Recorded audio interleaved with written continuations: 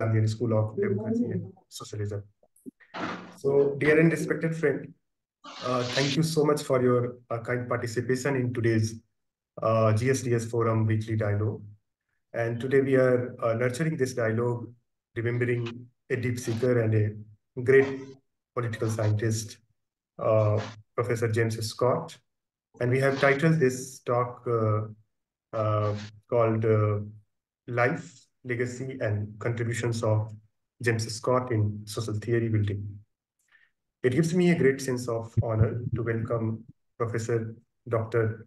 Schubert from Yale University and is former director of undergraduate studies for international studies at Yale University. And he has a deep engagement with the question of international relation and history, politics. I also extend a very warm welcome to Dr. Tamanna Khosla from Delhi, Dr. Meera Chakravarti Madam, who is always blessed us with her deep understanding and deep learning of language culture. I also extend a very warm welcome to Dr. Satyamji and Dr. Narendra Kumarji. And I welcome all of you who watch this program from YouTube and Facebook Live. Gandhian School of Democracy and Socialism Forum is a kind of platform to promote understanding of dynamics of society with quest for freedom, justice, equality, and fraternity. We focuses our dialogue on knowledge and dialogue among concerned persons and bridging the gap between social science and social movement, looking for a knowledge center where activism and theory building go together. So without further ado, I like to invite Dr. Steven Schwartzberg to initiate today's dialogue.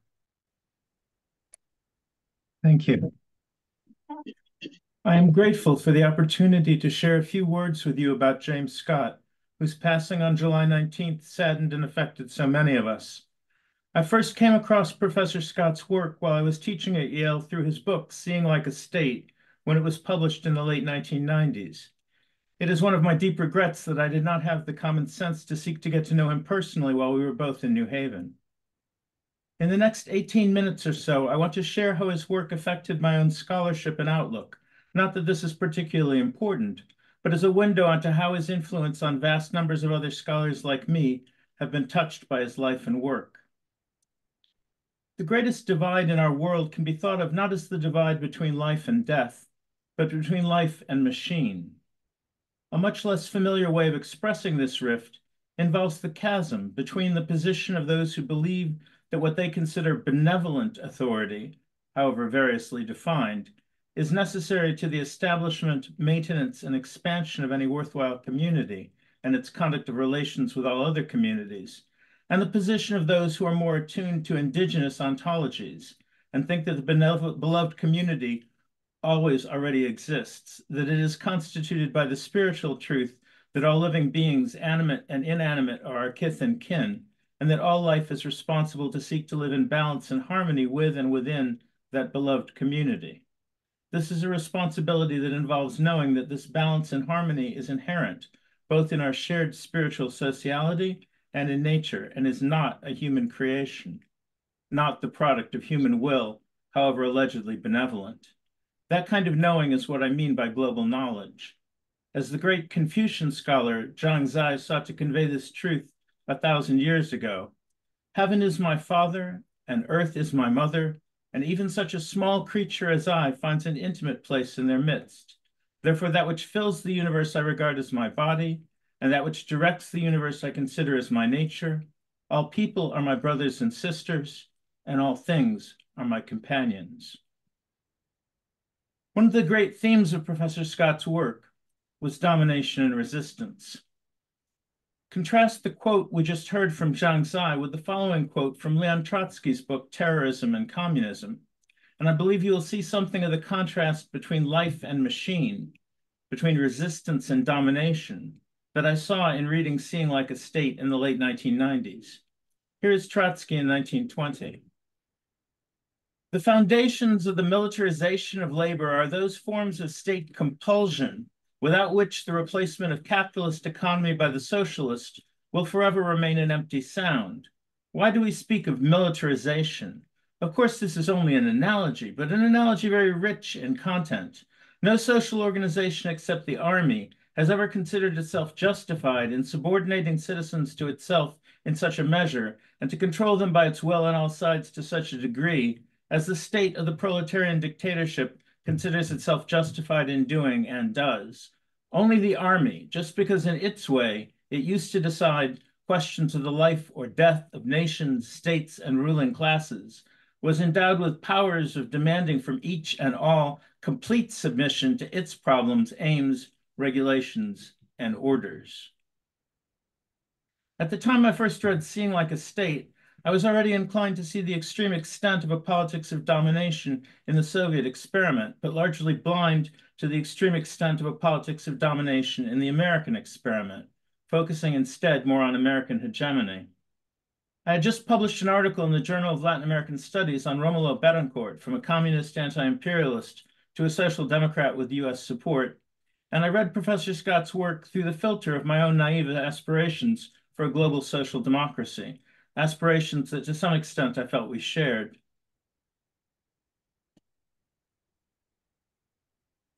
Much of the history of social struggle from, say, 1830 to 1950, Professor Scott observed in 2005, could in fact be written as the attempt to create, in place of the wreckage of local moral economies, an analogous moral economy state to provide national social insurance along comparable lines, no longer seen as a matter of local reciprocity, but as right of citizenship. The social democracy that Romulo Betancourt and Acción Democrática had struggled for in Venezuela appeared to me precisely such an endeavor, an attempt to create a moral economy state. The relationship which their movement had forged with American progressives and with the American government, including a deeply favorable assessment by the newly established Central Intelligence Agency, I maintained was a relationship that could have lasted, and I implied one that could be globalized. On leaving office in 1948, Romulo Betancourt complied with one of the anti-corruption laws which his government had established and filed a sworn statement estimating his net assets at 1,143 bolivares, roughly $380. The American embassy in Caracas noted that there was no hint that he had hidden assets. Considering the temptations he had withstood, one State Department official commented, his conduct had been remarkable. He may reasonably depend on being supported in his old age by the government, provided that all goes well. Commenting on his friend and colleague K. Sivaramakrishna's commentary on Scott's own work in 2005, Jim observed, Sivaramakrishnan believes that both the moral economy arrangements I earlier examined in The Moral Economy of the Peasant and the low-intensity warfare I described in Weapons of the Weak can be best understood as a kind of struggle or contest constrained within some rough limits. The antagonists in such contests, if I understand Sivaramakrishnan right, know each other's repertoire of practical action and discursive moves. There is, in other words, a kind of larger social contract that gives some order and limits to the conflict. This is what I saw at the time, a rough international social contract that was grounded in narratives of nationalism on the one hand and of democracy and human rights on the other, and which could be reformed in a social democratic direction to better serve the interests of a global common good. This had been a dynamic during the early years of the Cold War in Asia as well as in Latin America, or so I argued, and I thought this dynamic could be recovered and extended after the Cold War's conclusion. James Scott saw matters more clearly. At the height of the Cold War, Professor Scott observed in 2013, the West in the Third World and in Latin America promoted land reform because they were afraid of the communist takeover in Latin America, parts of Africa, Southeast Asia, or Vietnam.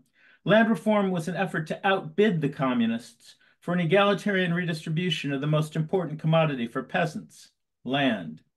Since 1989, I defy you to find a World Bank or IMF document that talks seriously about land reform.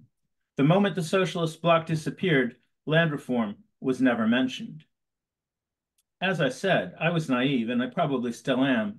It was not that I was completely uninformed. I had been present at an academic conference in 1985 at which the then CIA director William Casey had declared, "The distinction between terror used in defense of society and terror used to destroy society is really not so difficult. Many, however, have been confused by the semantics of totalitarianism by the specialists in propaganda." Casey's comment sickened me, but I did not yet see it as the tip of an American totalitarian iceberg. That insight would come with 15 years of research on the arguments over what would become the Trail of Tears in the 1830s and the legacy of these arguments for the peoples of the native nations. Work culminating in my book, Arguments Over Genocide, The War of Words in the Congress and the Supreme Court over Cherokee Removal. Professor Scott's Seeing Like a State I absorbed without being as aware as I might have been of what I was reading. I was particularly impressed with the concept of local knowledge, or metis, and especially the contrast between the kind of knowledge that could guide a ship across an ocean and the kind of knowledge that one wants when one is coming into a particular port and needs a local pilot and a harbor master who knows that port to guide the ship in safely. But it wasn't until reading Ian McGilchrist's The Matter with Things, Our Brains, Our Delusions, and the Unmaking of the World just a couple of years ago that I saw the connection between local knowledge and what I would now call global knowledge, both of which I would contrast sharply with what it is like to see like a state. According to McGilchrist, for those unfamiliar with his work, the two hemispheres of the brain specialize in very different kinds of attention, which give rise to two very different ways of perceiving reality. The left hemisphere of the brain is concerned with representations that can be used for the control and manipulation of distinct pieces of graspable whole. Think in evolutionary terms, of beginning with what is involved in capturing prey. The right hemisphere of the brain, in contrast, is open to the presencing of the whole and directs attention more toward relationships. Think in evolutionary terms of beginning by scanning the environment for predators and conspecifics. Both of these ways of directing attention, McGilchrist argues, are necessary for the survival of the organism. But the right hemisphere's approach is far more accurate, and when the approach of the left hemisphere becomes dominant, as McGilchrist suggests that it has in modernity, the result is the meta-crisis or polycrisis that we are currently experiencing. I think those of you who have read Seeing Like a State will readily appreciate how high modernist schemes can be seen as the consequence of the ascendancy of the left hemisphere's way of attending to the world. I will turn to what I call global knowledge, which I see as intimately connected with the right hemisphere's way of attending in a moment. First, I want to say something more about Professor Scott's use of metis, of local knowledge, as a source of resistance to domination. Here, the classic illustration is the work-to-rule strike. In a work-to-rule action, as Professor Scott explained in Seeing Like a State, employees begin by doing their jobs meticulously, observing every one of the rules and regulations, and performing only the duties stated in their job descriptions. The result, fully intended in this case, is that the work grinds to a halt, or at least to a snail's pace. The workers achieve the practical effect of a walkout while remaining on the job and following their instructions to the letter. Their action also illustrates pointedly how actual work processes depend more heavily on informal understandings and improvisations than upon formal work rules. Let me turn now to global knowledge, which might also be considered as one aspect of indigenous knowledge. In 1977, the Mohawk Nation at Akwesasne released the Basic Call to Consciousness. This was at a time when some international gatherings were prevented by certain states from even using the term indigenous peoples, lest there be pressure to recognize the equal rights of these peoples as sovereign nations who were entitled to be treated as independent states free from foreign domination. Drafted by the scholar John Mohawk and carefully reviewed and revised by the Haudenosaunee Council of Chiefs, the Basic Call to Consciousness was a wake-up call to humanity. Decades before the climate crisis was on anyone's lips, it warned that industrial exploitation and the destruction of the natural world threatened the survival of life on Earth. The way of life known as Western civilization is on a death path, and its culture has no viable answers, the document declared. The air is foul, the water's poisoned, the trees dying, the animals are disappearing. We think even the systems of weather are changing. Remember, this is 1977. The people who are living on this planet need to break with a narrow concept of human liberation and begin to see liberation as something that needs to be extended to the whole of the natural world. What is needed is the liberation of all of the things that support life, the air, the waters, the trees, all of the things that support the sacred web of life. The Euro-Christian invasions along the west coast of Africa beginning in the 15th century, and of what came to be called the New World, under the sanction of various papal bulls proclaiming a doctrine of discovery, led to the transatlantic slave thefts as well as numerous land thefts and genocides. This was, and its legacies continue to constitute, a profound assault on global knowledge, on indigenous ontologies, as well as on countless persons and nations. But the assault on global knowledge can be traced back much further. Certainly a major earlier attack began with what Karl Jaspers dubbed the Axial Age, the radical transformation that started some 2,500 years ago in the distinctive civilizations that spread from their origins in Greece, the Near East, northern India, and China between the 8th and 3rd century BCE. The essential change, as Marshall Sahlins has argued in The New Science of the Enchanted Universe, was the translation of divinity from an immanent presence in human activity to a transcendental other world of its own reality, leaving the earth alone to humans, now free to create their own institutions by their own means and lights. Until they are transformed by the colonial transmissions of the axial ideologies, Christianity notably, peoples, that is, most of humanity, are surrounded by a host of spiritual beings, gods, ancestors, the indwelling souls of plants and animals, and others. These lesser and greater gods effectively create human culture. They are immanent in human existence, and for better or worse determined human fate, even unto life and death. Although generally called spirits, these beings themselves have the essential attributes of persons. By this same quality, they interact with human persons to form one big society of cosmic dimensions, of which humans are a small and dependent part. It is awareness of that one big society, of our shared spiritual sociality and our shared nature, that I consider the foundation of global knowledge. It is the presencing of the whole that the right hemisphere apprehends, a whole that cannot be controlled or manipulated. Such ontological knowledge is a potent source of resistance to the politics of domination. Implicit in both local knowledge and global knowledge is the claim that one cannot completely dominate, that it's a fool's errand to try, but that if one is properly attentive and respectful, one can find ways to work with, to live in balance and harmony with and within the beloved community. This is a very different approach from that of the axial age religions and their secular successors. I do not mean to draw a simple line between Genesis 1:28 and the dominationist politics that plague our world, but I think George Manuel of the National Indian Brotherhood, known today as the Assembly of First Nations, is onto something when he says, "Perhaps when men no longer try to have dominion over the fish of the sea and over the fowl of the air and over every living thing that liveth upon the earth, they will no longer try to have dominion over us. It will be much easier to be our brother's keeper then." Perhaps my favorite expression of global knowledge that I've heard recently is from an offhand comment on artificial intelligence by my friend Ngani Kodakwa Blair. "Intelligence is not about what you know," she observes. "Intelligence is what you care about and how you care. This is what makes us Anishinaabe, or human beings. Artificial intelligence is not intelligent until you can train a computer to have love and respect for all of life, and the computer feels the return of that same love, which motivates its growth and continued existence. The search for truth and knowledge is the search for connection, a way to move through the world that acknowledges and understands how everything else moves around you. The highest demonstration of that understanding is to produce mutual flourishing and abundance. You cannot have or own intelligence and wealth. It is created by sharing and lifting others up. To champion both local and global knowledge in the face of state power is a challenge. I've suggested elsewhere that it will require nothing less than reimagining nationalism and democracy with what Teokas Ghosthorse and Steve Newcomb call the view from the shore, the perspectives of the native peoples watching the ships of the Euro-Christians arrive, carrying with them their systems of domination. This is a heavy lift and will require what James Scott called anarchist calisthenics. I would like to conclude with 3 brief quotes from a 2015 interview with Professor Scott that I think speak both to our present moment and to his lifelong endeavor.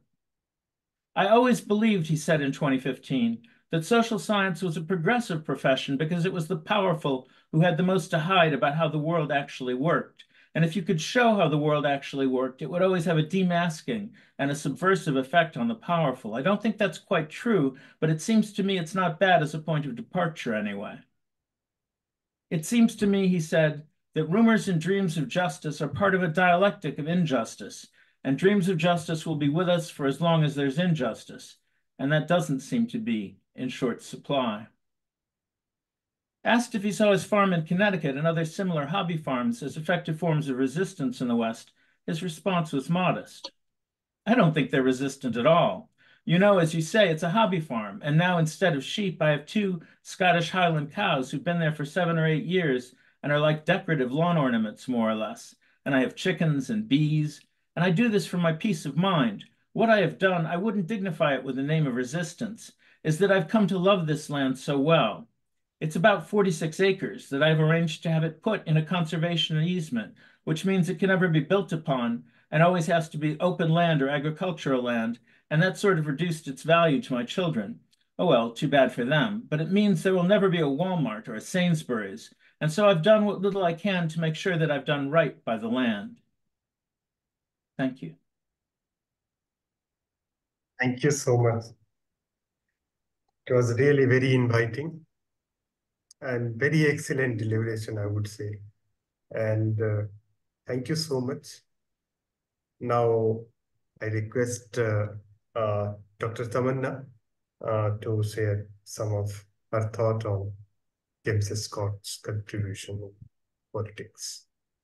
Yes, I have not been as lucky as Professor Stephen, as being able to meet him or something of that sort. But we have read in my university James Scott quite thoroughly, and we really, as a political scientist, it's like very near to us, and his work was taught to us in masters at the first year level.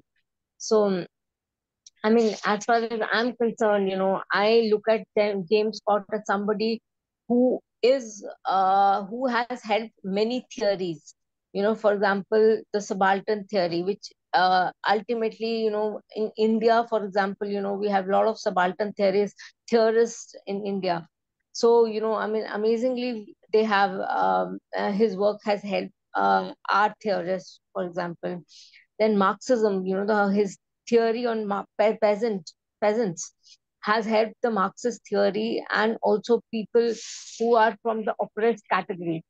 Then liberalism, for example, as Professor Stephen was also saying that, um, the liberal theorists, after in 2003 onwards, they were like looking towards bringing about changes in their way of looking at things, so that there shouldn't be a Marxist revolution.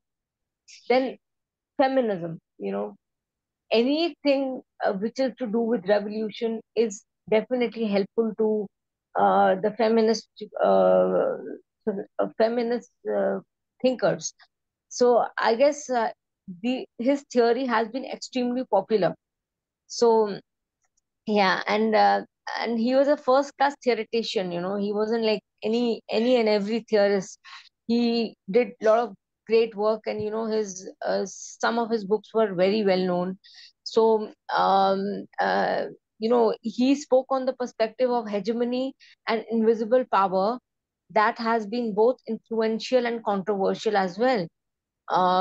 In his influential book, Weapons of Peace, Everyday Form of Resistance, 1985, Scott introduces the idea that oppression and resistance are in constant flux, and that by focusing, as politicians and scientists often do, on visible historical events such as organized rebellion or collective action, we can easily miss subtle but powerful forms, uh, peasants and slave societies, and their way of responding to domination, with a focus not on observable acts of rebellion, but on forms of cultural resistance and non cooperation that are employed over time through the course of persistent servitude.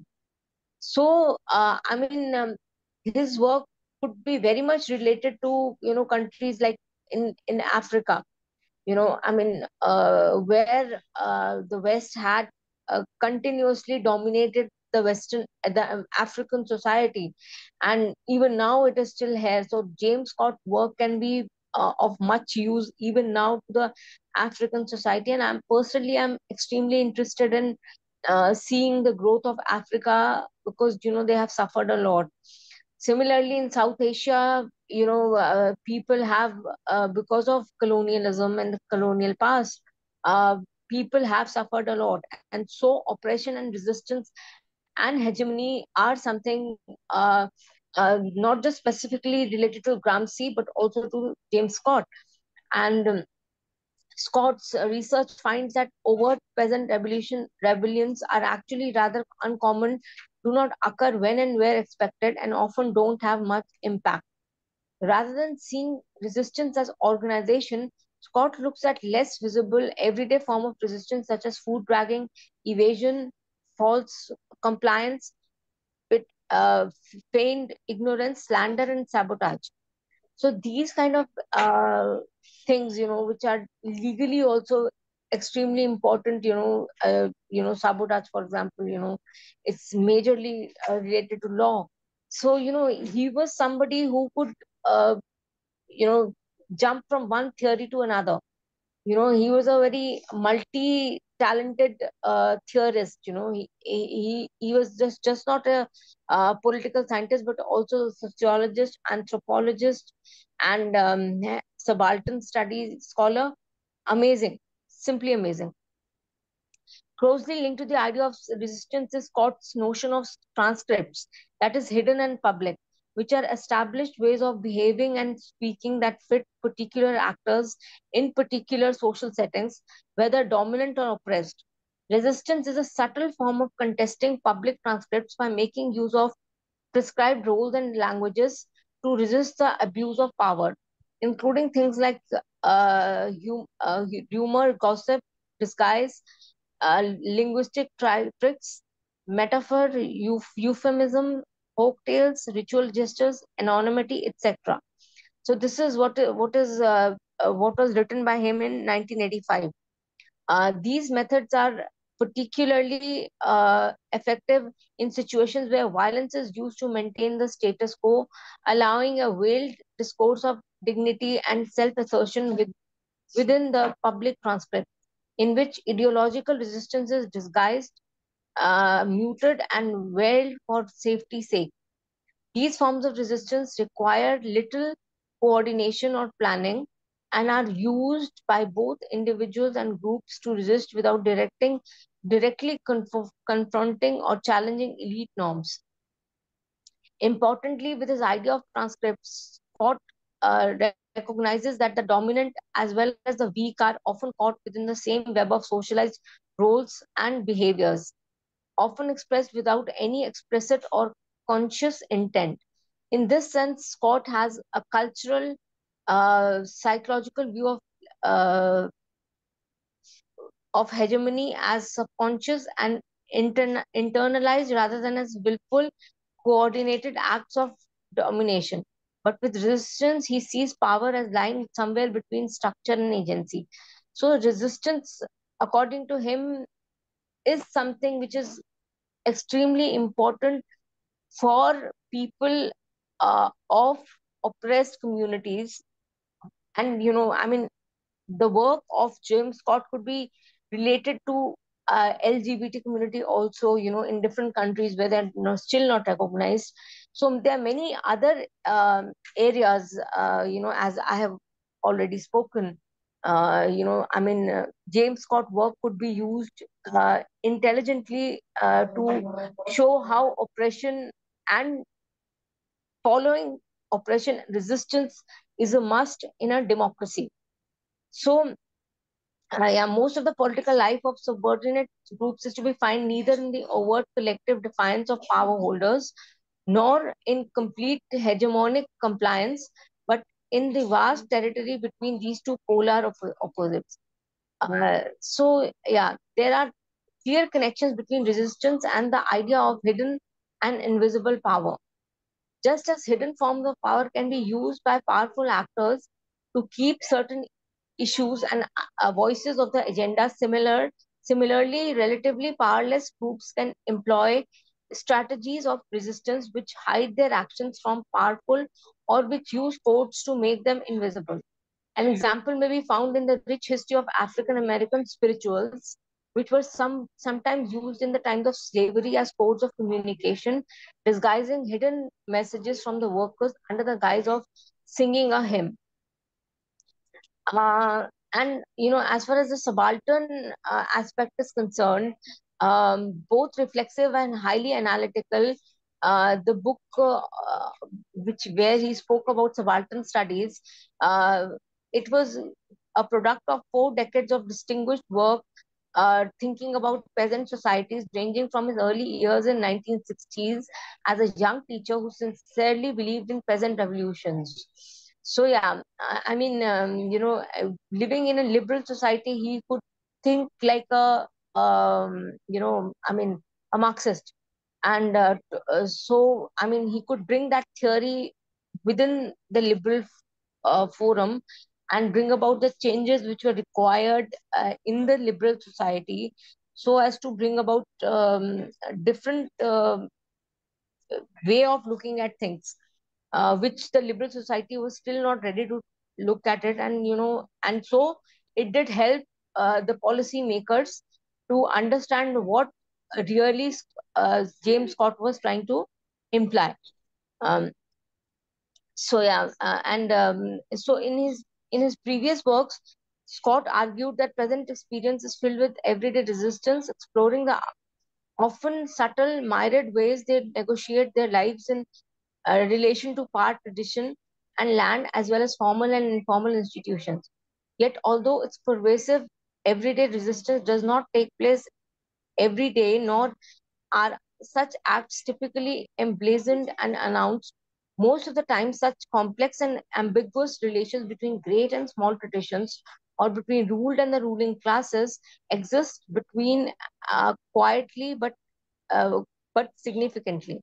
Scott offers the concept of negotiated subordination to shed light on this situation. Peasants are only willing to be ruled as long as the rulers fill certain conditions. So yeah, I mean, this is what his theory was. And then another issue which his another prominent book was Seeing Like a State.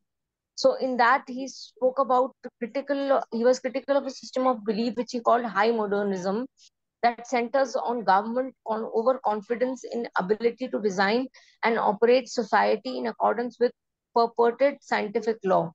The book makes an argument that states seek to force legibility on their subjects by homogenizing them and creating standards that simply pre-existing natural, diverse, and social arrangements. Example includes the introduction of family names, censuses, uniform language, and standard units of measurement.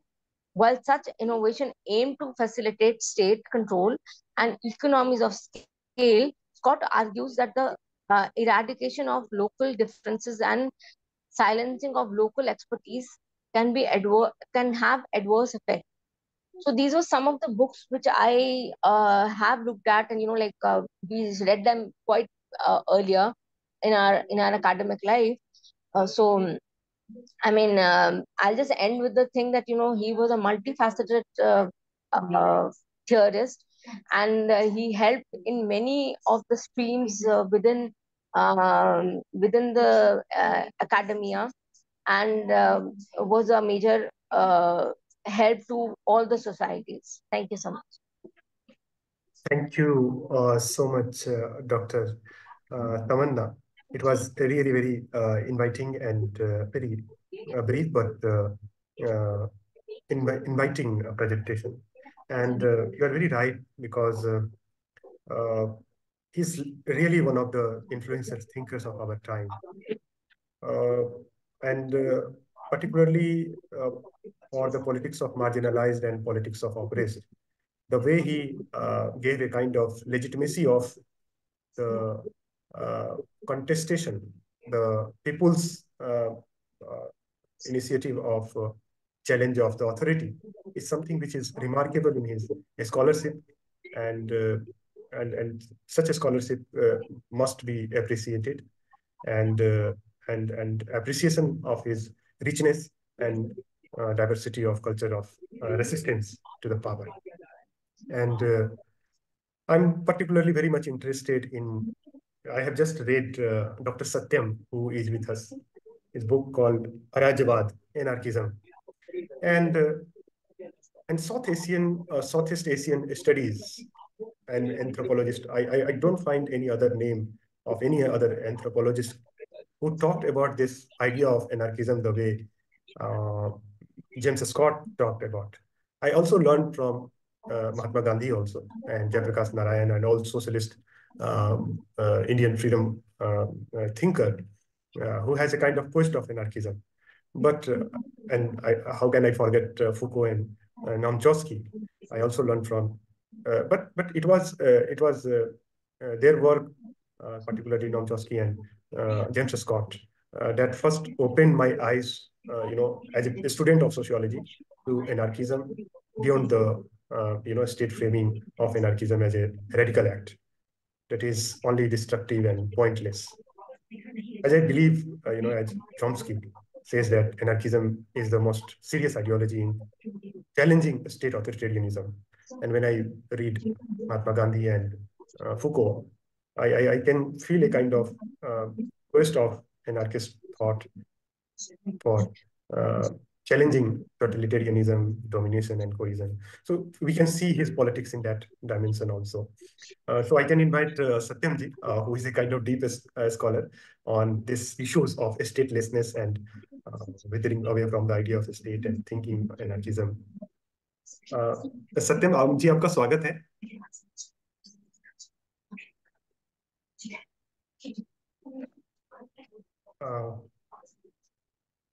आ रही है आवाज मेरी? जी बिल्कुल आ रही है, बोलिए. असल में मेरा सब कुछ ये हो गया था, मैंने जस्ट मतलब 8 बजे के पहले ये डाउनलोड फिर से किया है, तो थोड़ा गड़बड़ हो गया है. तो अच्छा मैं अच्छा. बड़ी मुश्किल से अभी कान में हाँ, लगा के सुन रहा था, वीडियो नहीं देख पा रहा था, उसमें अच्छा आवाज भी बहुत कम आ रही थी. तो खैर अच्छा. वो मुझे अच्छा लगा ये दोनों ही सुन करके. और जेम्स स्कॉट को तो मतलब सबसे अच्छी बात जो मुझे बार बार याद आ रही थी, जैसे पहले सेशन में पहले वक्ता को सुनते हुए जो मैंने सुना, वो सीइंग लाइक स्टेट वाली बात, तो मुझे बहुत मतलब थोड़ा किताब का भी नॉस्टैल्जिया होता है ना. तो वो जो एक रेसिस्टेंस था लोगों का, एक वो बात याद आ रही थी कि जो छोटे लोगों का, मार्जिनलाइज्ड लोगों का, वीकेंड लोगों का रेसिस्टेंस होता है, तो वो लोग किस तरह से रेसिस्ट करते हैं कि वो चावल में वो पत्थर या कंकड़ मिला करके दे देना. अभी तमन्ना जी ने भी कहा कि किस तरह से उन लोगों का रेसिस्टेंस होता है, छोटी छोटी चीजें. उनको तो जेम्स स्कॉट ने ही लाया है. इस तरह की चीजों को थ्योरी में शायद ही किसी ने प्लेस किया है. मतलब इस रेसिस्टेंस को, इस छोटे से रेसिस्टेंस को जो पूरे दुनिया में, क्योंकि स्टेट की एडेप्टेबिलिटी जो है, रेसिस्टेंस की एडेप्टेबिलिटी, वो बहुत तेज गति से, कैपिटलिज्म कहें या स्टेट ही कहें, वो तुरंत एडेप्ट कर लेता है रेसिस्टेंट को, और उसका प्रतिरोध अपना, जैसे कोई एंटीबायोटिक दवा शरीर में उस कीटाणु का रेसिस्टेंस तैयार कर लेती है, कोई भी बैक्टीरिया, ठीक उसी तरह से कैपिटलिज्म भी इस तरह से रेसिस्टेंस का रेसिस्टेंस तैयार कर लेता है. तो मैं वही देख रहा था कि वो जेम्स स्कॉट ने इसको पहली बार अंडरस्कोर किया है कि ये जो छोटा छोटा जो डरे हुए लोग हैं, उनका रेसिस्टेंस भी डरा हुआ होता है, और वो जो छोटा छोटा रेसिस्टेंस है ये बहुत महत्वपूर्ण है. मुझे तो ये बहुत दिलचस्प और बहुत ही मतलब उसको क्या कहें, बहुत ही ऊर्जा देता है इस चीज को पढ़ करके. बस इतना ही छोटा सा comment. Very, so I'm just going to translate. So Dr. Satyam is saying that resistance has easily be tackled by the state. So if people who is, have a kind of fear and then give a kind of resistance to the state, it is very easy to tackle those kind of resistance. And that is why, Mahatma Gandhi, who talks about a kind of courage and Yes, his exactly. in that sense, and that is why idea of satyagraha, why that is why Gandhian protest always become successful. Be it in America, I can see Martin Luther King's movement, Nelson Mandela's movement. So you are very right, and this is thinker people like James Scott, who is trying to nurture a theory building with this deep quest of empowering, people in that sense. So now I request Professor Anant Kumar Giri to share a brief presentation on life legacy of James Scott. So he has shared a kind of PPT. So I'm just playing.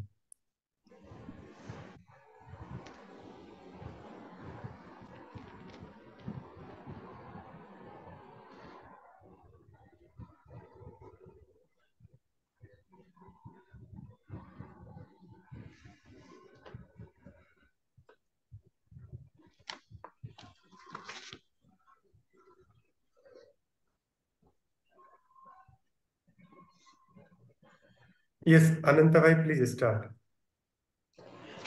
Thank you so much, Randir, and our respected professor and Tamanna.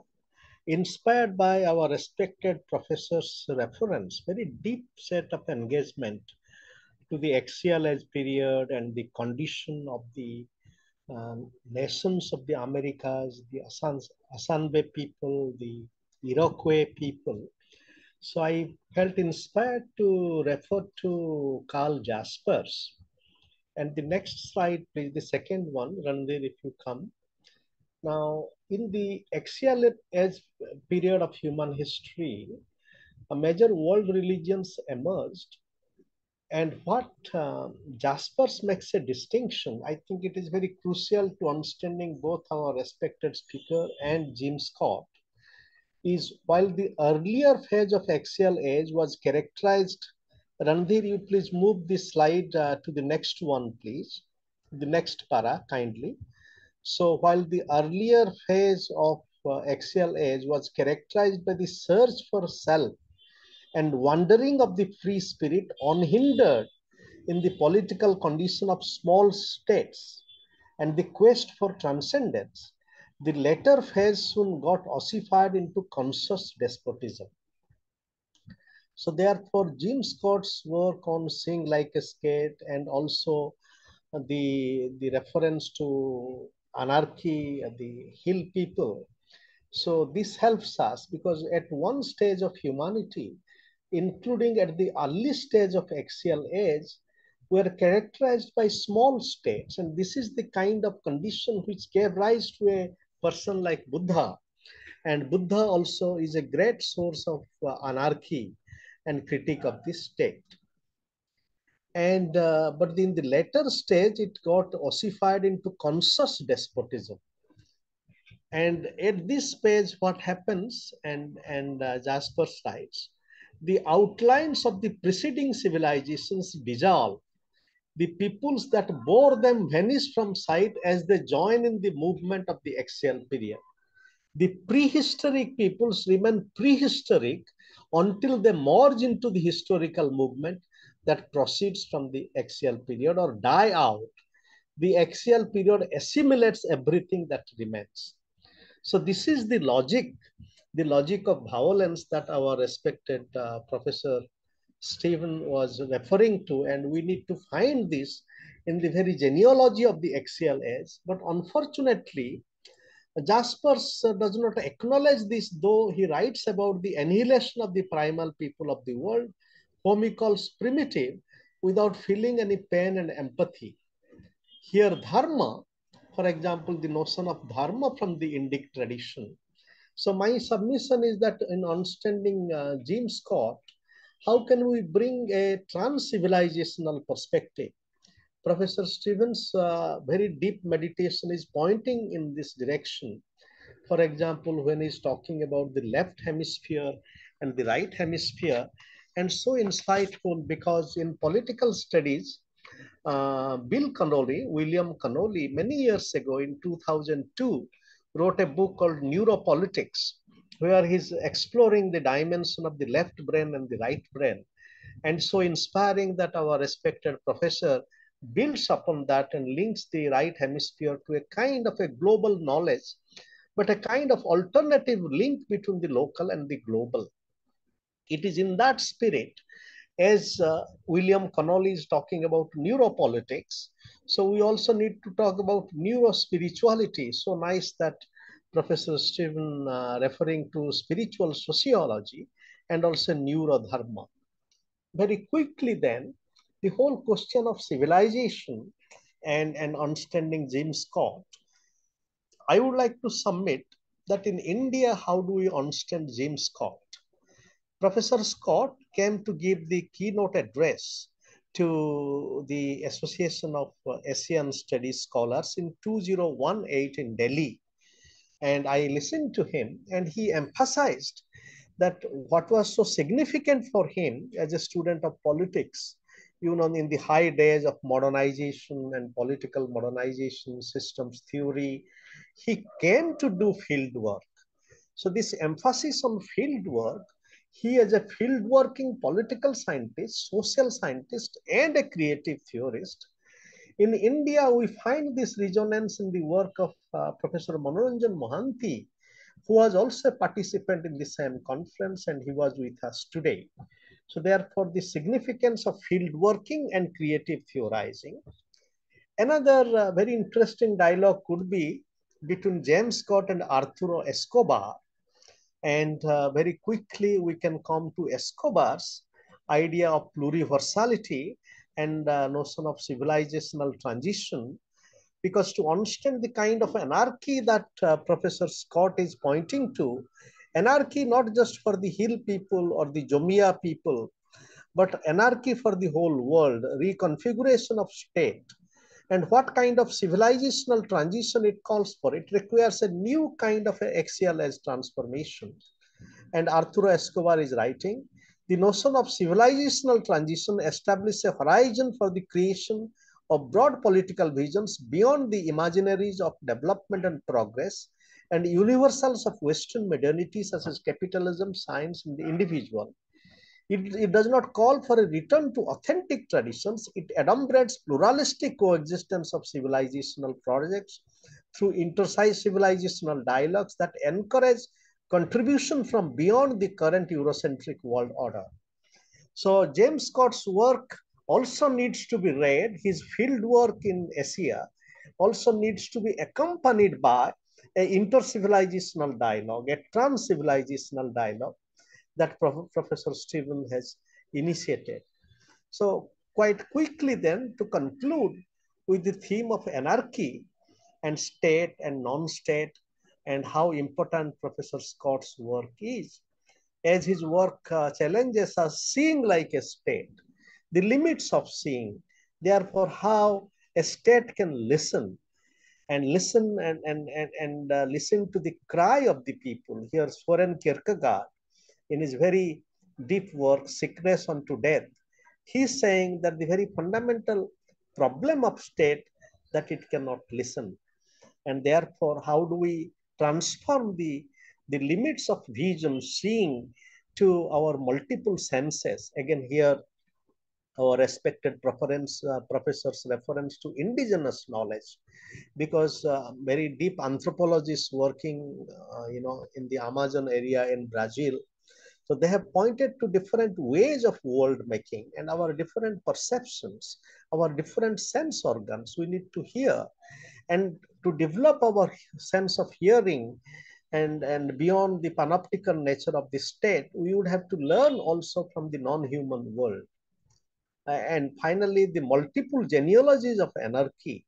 So as a tribute to Professor Scott, and anthropology and politics of these small scale societies also must draw inspiration for long genealogies of anarchy, including spiritual anarchy. Therefore, the spiritual sociology that our respected speaker points to, it calls for us to understand the different lines of spiritual anarchy. Buddha, for example, Buddha's work, Gandhi, Kropotkin, Marx himself, and Sri Aurobindo. Thank you. And finally, I must not forget that in the resistance, what is the role of the women? Because as Randhir was pointing to, resistance as satyagraha, and therefore, in our everyday life, the kind of the role of the women, speaking about the back door and the front door, because the kind of this little resistance that happened, I wonder whether Professor Scott has described the role of women adequately. And that points to the whole significance of mother goddesses.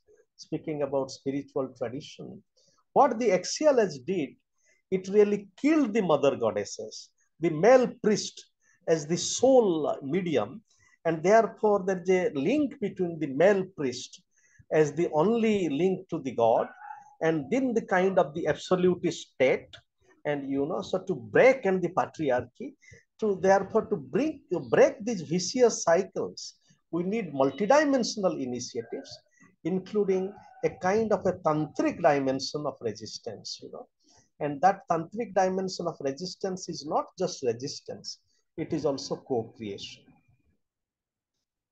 Thank you so much, Anantabhai. It was really very engaging. Now I request respected Dr. Meera Chakravarti Madam to share some of her reflection.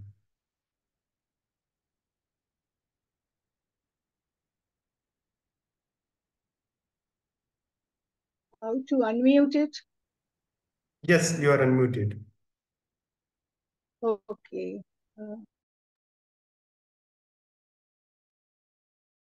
In Professor Stevens' lecture, I would like to point out that when he's talking about resistance or hegemony or related to James Scott's reading or understanding, what is, I mean, in domination, what happens in domination and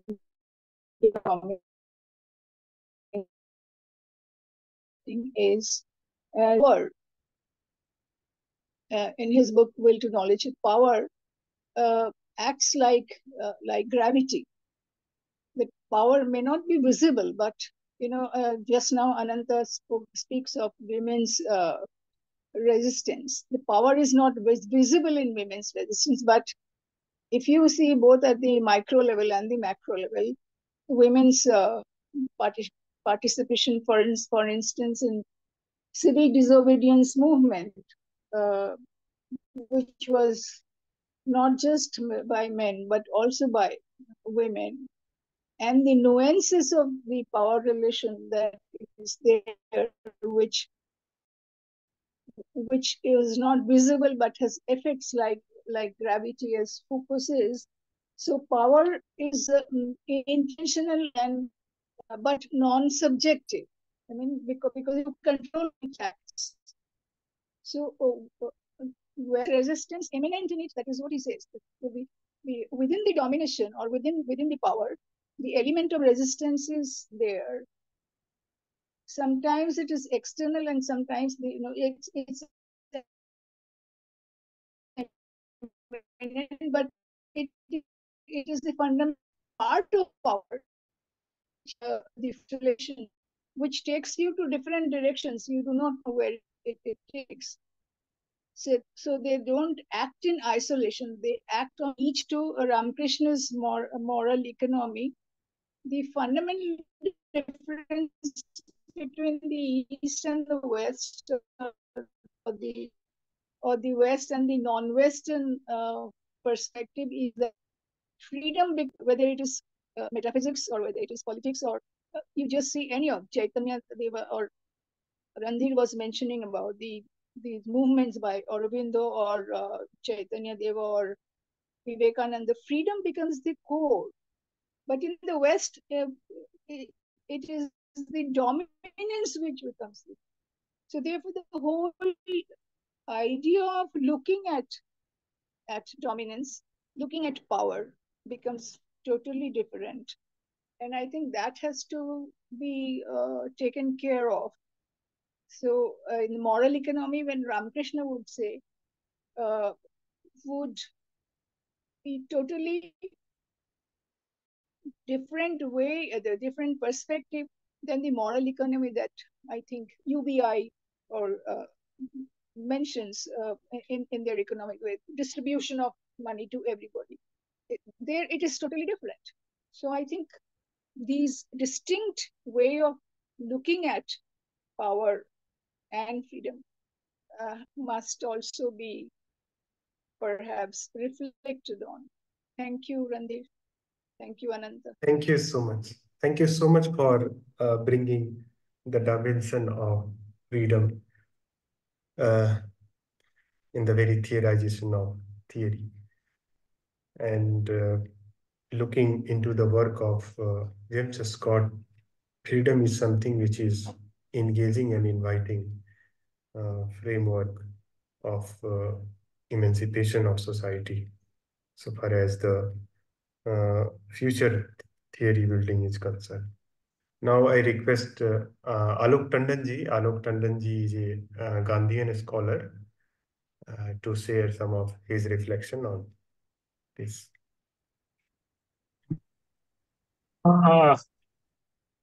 Randy ji, thank you very much. My problem is that I have not read his works. I was very much enlightened by the previous speakers and got some information about his engagements. But I could not understand. One thing was quite certain, that he was against the some sort of hegemonic collectivization of the commerce, which happened in Russia. But that is gone. Now he worked in Malaysia, and he was talking about the little resistances which peasants undertake. Now the question is, for me, do such resistances, or did such resistances lead to any sort of well-being of the peasant society, or they simply came as ripples and died down? Unless and until some resistance is organized, you were talking about Satyagraha or some Gandhian lines, but unless and until that resistance is organized and with a certain theoretical ideological perspective, that is not going to give any sort of alternative to the society. My question was, after a lot of this work Scott has done, what has come out as a solution? Does he want society to go back to peasant society of the past? Is he against industrialism, or is he only against the state or the modernization? So nothing, I must say, clear-cut perspective emerges. And the way previous speakers have spoken, some are interpreting it on Gandhian lines. Our friend Giri is interpreting on spiritual lines. So if everybody can have some sort of understanding from his words, then what was his understanding? I just want to, because the question is about India. We have seen farmers' resistance against the state. Will Scott support that or not? This is the real question. And how to solve the agrarian problem in India. There's too much population pressure on the land. Land is less and population is more. This way, what happens that unless and until some population is taken out from the villages and given some other sorts of job, employment, or whatever it is, the solution or there is no solution is going to happen. The little resistances will go on. but they will not solve the agrarian problem of India. So, what sort of agrarian policy comes out of that? This political field work and all that, and especially for people like in Southeast Asia, especially in India, I fail to understand. So unless until I go through deeply in these works, I think this sort of tribute is okay, but we need to go delve deeper and just to find out why to register, what for to register, and what is the alternative we can create. Thank you. Thank you so much. One of our respected participants, Dr. Long Hui, has also joined. So I request Dr. Long Hui to share some of his thought.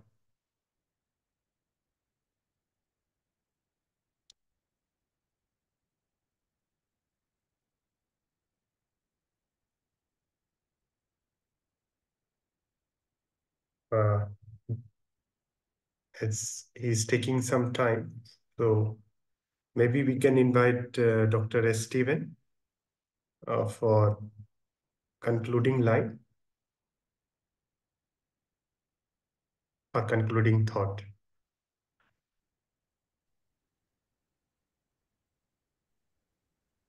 That is a large task after all of these wonderful presentations.